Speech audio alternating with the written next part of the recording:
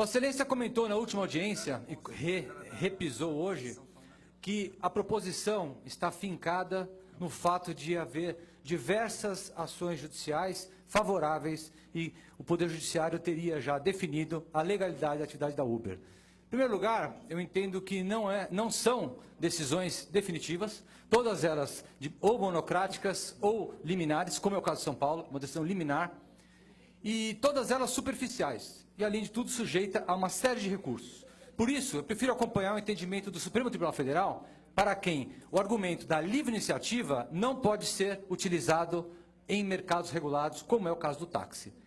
Nós temos vários juristas que defendem a ilegalidade da Uber, dentre eles o professor Arruda Alvim, o Celso Antônio Bandeira de Mello, o ex-ministro do Supremo Tribunal Federal, Eros Grau, e o mais importante, o promotor da 6ª Promotoria do Ministério Público aqui de São Paulo, promotor do consumidor, o único que enfrentou a matéria a fundo, de forma detalhada, concluiu em 40 laudas que é absolutamente ilegal a atividade da Uber e absolutamente incompatível com o ordenamento jurídico.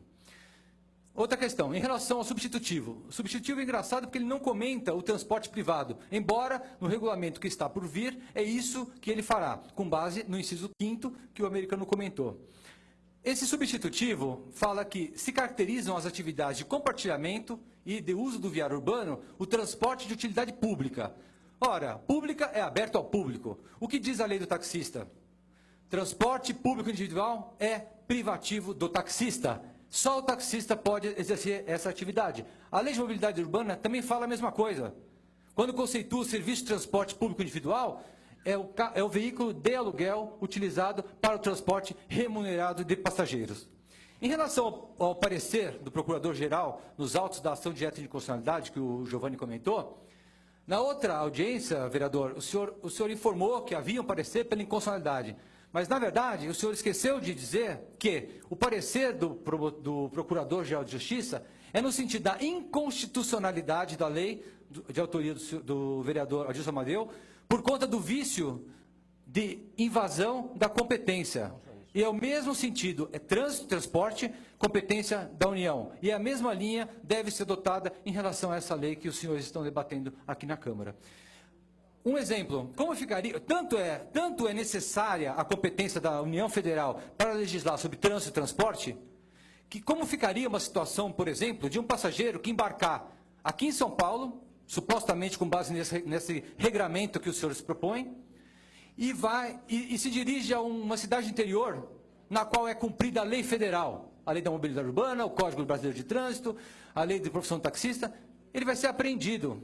Ele vai ser apreendido. Não há como os municípios legislarem acima da federal, da legislação federal. Por isso é competência da União. Trânsito, transporte e profissões. Os senhores não podem invadir a competência. Agora, é claro que talvez a ideia seja criar essa lei, a pedido da Uber, e aguardar a ação direta de inconstitucionalidade, para quê?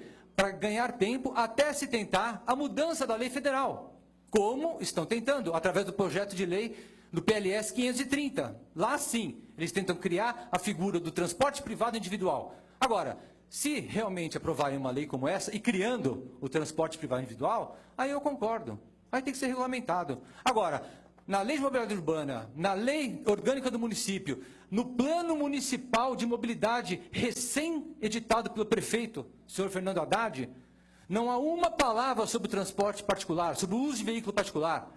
Como ficarão esses carros sem placa vermelha, quando o Código de Trânsito exige isso? Então, são muitas irregularidades que eu não entendo como está avançando da forma como foi proposto. Talvez, se houvesse uma alteração na legislação federal, nós poderíamos até entender possível a substituição do táxi pelo carro particular. Mas não é o que existe.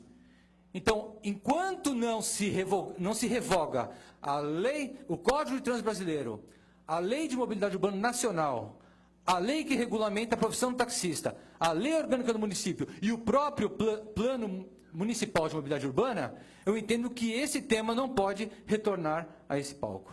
Portanto, só para concluir, O próprio prefeito reconhece que a atividade dos motoristas da Uber são idênticas ao taxista. Transporte público individual aberto ao público. Portanto, invasão da competência da profissão. Então, as coisas são ou não são. Nenhuma coisa pode ser e não ser ao mesmo tempo e no mesmo lugar. O que os motoristas da Uber fazem é exatamente o que os taxistas fazem, com toda a tecnologia que já existe há muito tempo nas radiotáxis, nos aplicativos, então não existe inovação nenhuma. Por que não compartilhar táxis? Por que não se colocar mais táxis ao invés de carros particulares? As pessoas aposentadas, os estudantes, as donas de casa que usam os seus veículos apenas para suas atividades particulares, já estão utilizando os carros o dia inteiro. Então, desculpa, vereador, não há, e não foi apresentada até agora, uma estatística e algo que permita realmente a sociedade entender que esse modelo de desregulamentação absoluta do táxi e liberação geral para uma empresa seja o melhor para a cidade. Muito obrigado, boa noite. Obrigado, doutor Fábio.